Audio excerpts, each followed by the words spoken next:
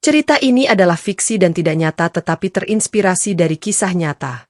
Cerita ini dibuat sedemikian rupa agar bisa menjadi pembelajaran bagi kita semua. Baru kali ini, seorang kepala desa di Jawa Barat ketahuan membeli helikopter dan memborong mobil Ferrari menggunakan dana desa. Tapi yang lebih mengejutkan, bukan polisi yang datang menindak, melainkan gubernur sendiri, Kang Deddy Mulyadi. Apa yang sebenarnya terjadi di balik kemewahan yang tiba-tiba muncul di desa ini? Desa Sukamulya, Kabupaten Subang, dikenal sebagai desa agraris yang damai. Sawah membentang luas, penduduknya ramah, namun kehidupan mereka jauh dari kata sejahtera. Jalanan masih berlubang, jembatan kayu rapuh, bahkan sekolah dasar di sana hanya berdinding bambu. Namun, 2 tahun terakhir ada perubahan mencolok, terutama di rumah kepala desa Sulastri. Rumah panggung sederhananya kini berubah menjadi bangunan 3 lantai bergaya Eropa, lengkap dengan kolam renang dan air mancur. Di garasi, warga sering melihat mobil-mobil mewah berwarna merah mengilap yang belum pernah mereka lihat sebelumnya. Suatu pagi, warga dikejutkan oleh suara deru helikopter putih yang mendarat di lapangan bola, tempat biasa anak-anak bermain. Dari heli itu, Bukades turun dengan kacamata hitam dan tas bermerek. Bukades pulang dari Bandung naik heli, bisik para ibu di pasar. Yang lebih menghebohkan, suatu sore 3 mobil Ferrari merah, 2 berwarna merah terang dan 1 merah marun, melintas bersamaan di jalan kampung. Padahal jalan itu masih berupa tanah dan batu. Mobilnya ngalahin pejabat kabupaten, celetuk Pak Supar, tukang tambal ban. Warga pun mulai bertanya-tanya. Dari mana asal uang Bukades? Dana desa sebesar 1,7 miliar rupiah per tahun seharusnya digunakan untuk perbaikan irigasi, pemberdayaan UMKM, serta beasiswa anak kurang mampu. Tapi kenyataannya, jalan tetap rusak, bantuan pupuk tak pernah turun, dan pelatihan desa selalu dibatalkan. Saat ada yang mulai bersuara, mereka justru disingkirkan. Bu Vina, seorang guru PAUD, pernah membuat status di Facebook mempertanyakan transparansi dana desa. Keesokan harinya ia dipanggil ke balai desa dan diminta diam, atau diberhentikan.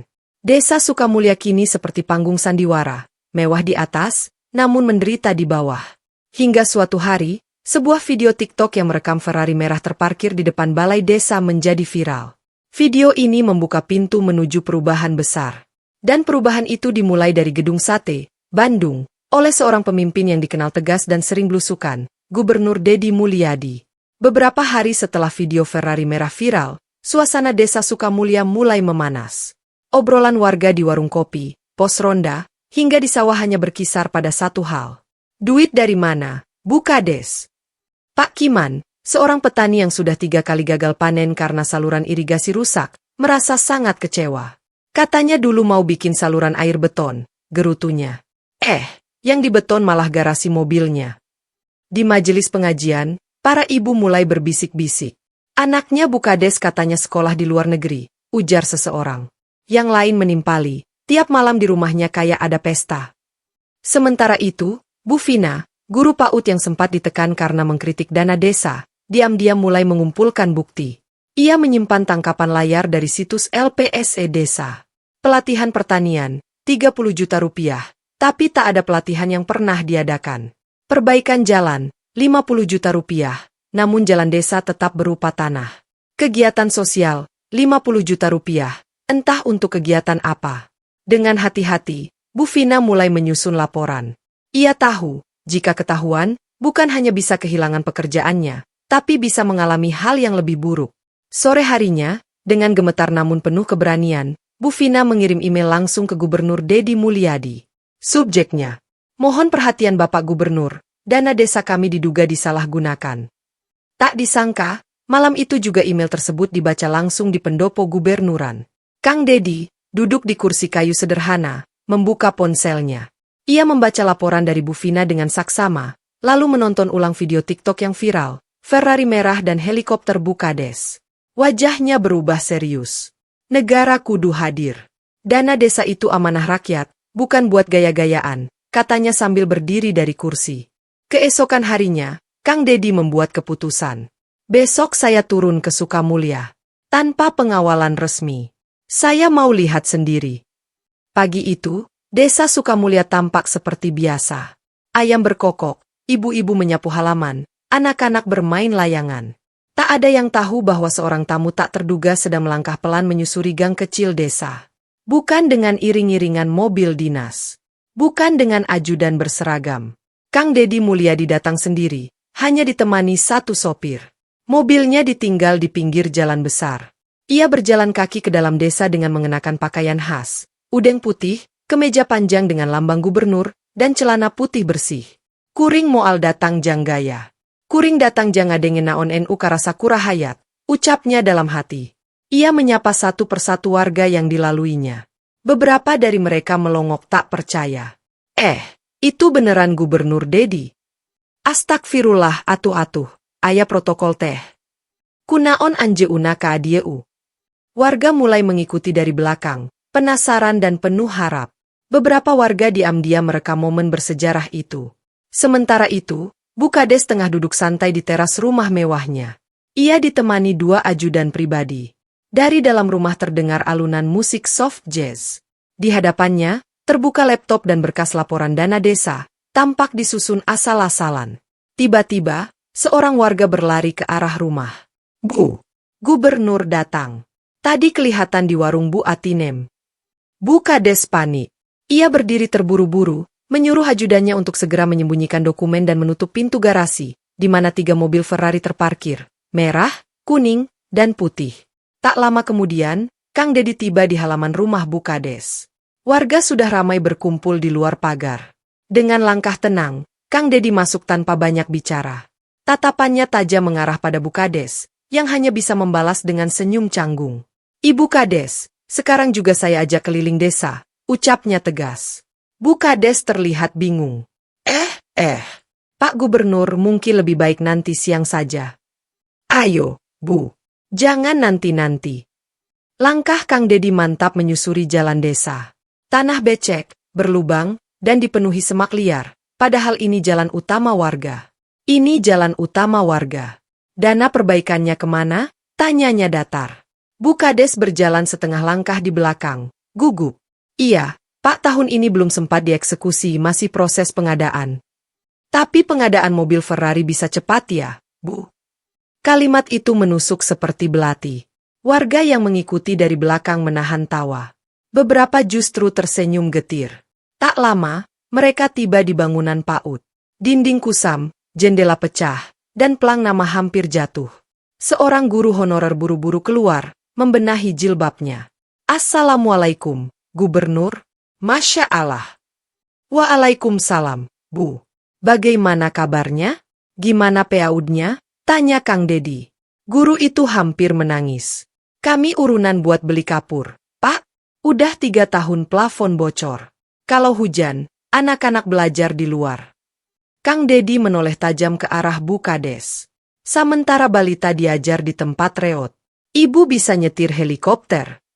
Bu Kades hanya diam. Tangannya gemetar memegang ujung kerudung.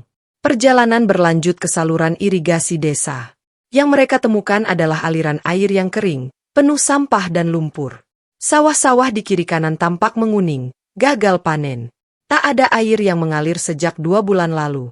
Bisa-bisanya petani gagal panen gini, Bu Kades gak ada tindakan apa-apa? Ucap Kang Deddy lirih. Maaf Pak, jawab Bu Kades gugup. Kamera warga merekam semua peristiwa itu. Live streaming di Facebook dan TikTok meledak dengan ribuan penonton. Kini semuanya jelas. Dana desa bukan tidak cair, tapi disalahgunakan. Salah sasaran. Langit mulai menguning saat Kang Deddy Mulyadi menepuk pelan pundak seorang petani tua. Petani itu sudah 2 musim gagal panen. Suasana sore itu di Balai Desa Sukamulya benar-benar memanas. Ratusan warga berkumpul.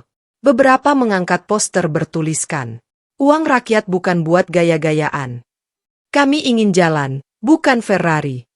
Di tengah kerumunan, Kang Deddy berdiri di atas podium darurat, dikelilingi wartawan dan aparat keamanan. Suaranya lantang, tapi tetap terkendali. Warga Sukamulya sudah terlalu sabar. Hari ini, kita bongkar semuanya. Di barisan depan, Bu Kades tampak gelisah duduk di kursi plastik. Tubuhnya condong ke depan, keringat menetes deras meski angin sore berembus sejuk. Tiba-tiba, seorang pria berpeci maju ke depan. Kemeja kotak-kotaknya kusut. "Saya Pak Ujang, RT 05. Izin bicara, Pak Gubernur." Kang Deddy mengangguk. "Maju, Pak RT." Saya akan dengar. Dengan tangan gemetar, Pak Ujang membuka map lusuh yang berisi bukti transfer dan kwitansi. Ini, Pak, saya disuruh tanda tangan laporan fiktif. Katanya jalan lingkungan sudah diaspal. Tapi kenyataannya, jalan masih tanah. Saya takut selama ini.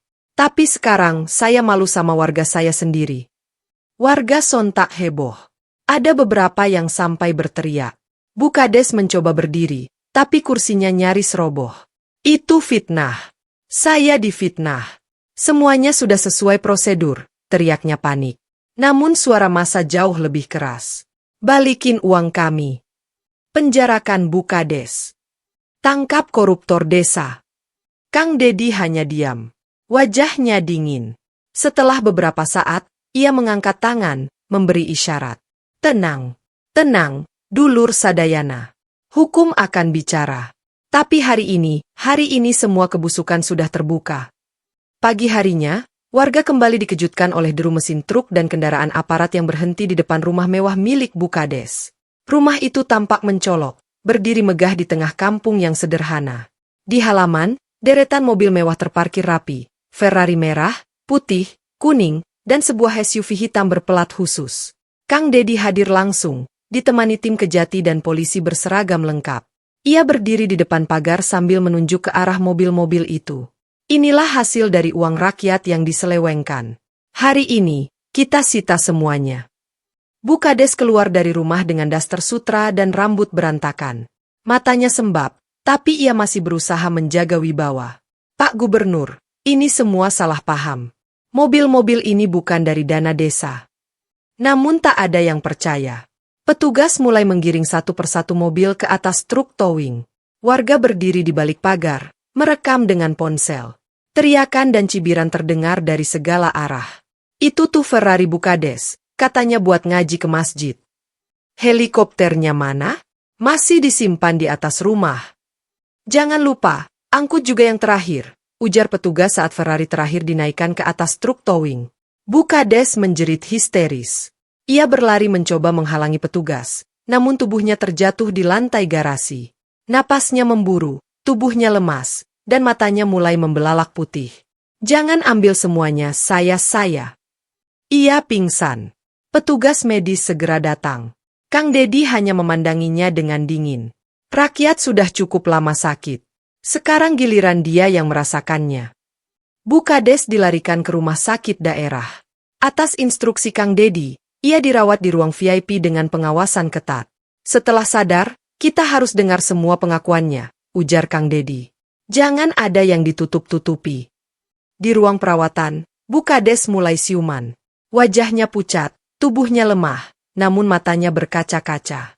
Dua penyidik dan seorang perawat berjaga di sekelilingnya. Tak lama kemudian, Kang Dedi masuk ke ruangan. Bu Kades langsung menangis. Air matanya mengalir deras, seperti melepaskan beban yang selama ini ditahan. Saya nggak kuat, Pak. Semua ini bukan ide saya. Kang Dedi duduk tenang di sisi ranjang. Suaranya pelan namun tegas. Kalau bukan ide ibu, lalu siapa dalangnya? Uang miliaran itu tidak mungkin menguap begitu saja. Bu Kades menggeleng lemah. Ada tekanan dari oknum camat dan kontraktor proyek. Saya cuma wayang, Pak. Saya diancam. Penyidik langsung mencatat setiap kata. Nama-nama mulai bermunculan. Seorang camat, 2 kontraktor, bahkan seorang oknum anggota DPRD Kabupaten. Kang Dedi menghela napas dalam. Tangannya mengepal.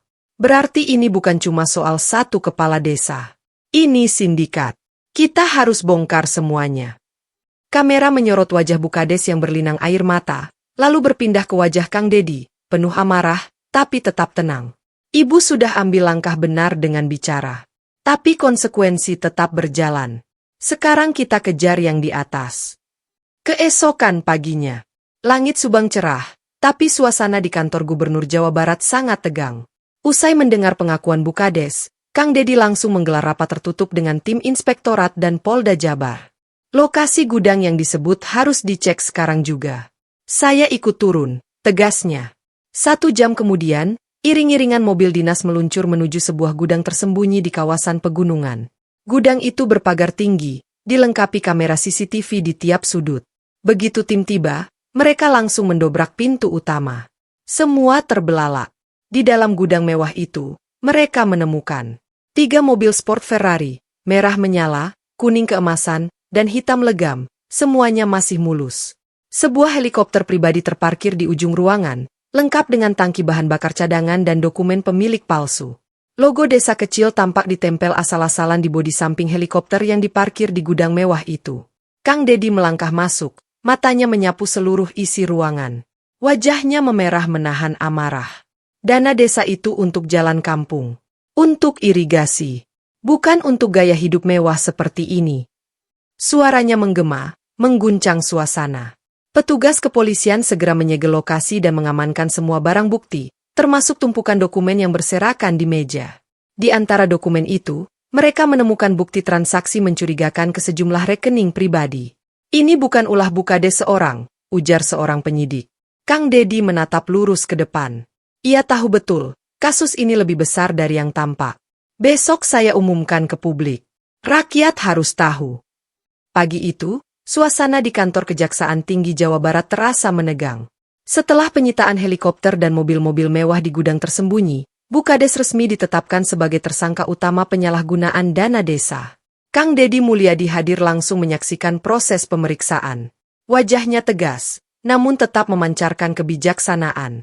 Di hadapan jaksa dan penyidik, Bukades akhirnya bersuara dengan gemetar dan mata berkaca-kaca. Ini bukan ambisi saya, Pak Gubernur. Saya dijanjikan jabatan lebih tinggi asal mau menyalurkan dana desa untuk proyek fiktif mereka. Ia menunduk, menyesal. Keterangannya membuat ruangan seketika hening. Kang Dedi menggenggam meja, mencoba menahan emosi. Jangan pikir rakyat bisa dibohongi terus-menerus. Siapapun yang terlibat akan saya bongkar sampai ke akar-akarnya. Di luar gedung, ratusan warga desa berkumpul membawa poster bertuliskan dukungan bagi Kang Dedi. Mereka menyerukan keadilan, bersatu dalam harapan. Sorotan media terus merekam momen itu. Skandal dana desa kini terbukti bukan hanya ulah satu orang, tapi jaringan gelap kekuasaan yang tersembunyi rapi. Saya bersumpah, kita seret semuanya ke cahaya hukum, ujar Kang Dedi lantang. Halaman Balai Desa Sidamulya kini dipenuhi warga. Tapi kali ini, mereka hadir bukan untuk protes, melainkan untuk menyaksikan lahirnya perubahan. Kang Dedi berdiri di panggung sederhana. Ia mengenakan udeng putih, kemeja panjang khas Gubernur Jawa Barat, dan celana putih bersih. Di belakangnya, jajaran inspektorat, tokoh masyarakat, dan perwakilan rakyat desa berdiri mendampingi. Dana desa adalah amanah. Bukan untuk beli helikopter. Bukan untuk pamer kekuasaan. Hari ini, uang rakyat kita kembalikan kepada rakyat. Sorak-sorai membahana. Di sisi lapangan, mobil-mobil mewah yang dibeli dari dana desa diparkir sebagai barang bukti. Bahkan helikopter yang sempat menghebohkan warga kini membisu, tak lagi terbang tinggi, simbol kejatuhan kekuasaan yang disalahgunakan. Bukades, kini mengenakan seragam coklat dinas, berjalan tertunduk digiring petugas kejaksaan. Ia tak melawan, hanya diam, menahan malu. Anggaran tahun depan akan dikelola bersama oleh tim transparansi desa yang dipilih langsung oleh rakyat, kata Kang Dedi. Desa ini harus bangkit, tanpa korupsi. Di akhir pidatonya, Kang Dedi menatap satu persatu wajah warga, petani, ibu rumah tangga, anak-anak sekolah, yang kini mulai percaya kembali bahwa keadilan itu nyata. Ia turun dari panggung dan bersalaman dengan mereka satu persatu. Hari itu bukan hanya kejatuhan seorang kepala desa, tapi juga lahirnya harapan baru. Dari desa kecil yang sempat dikaburkan oleh kemewahan palsu, kini muncul cahaya baru yang tumbuh dari kejujuran dan keberanian.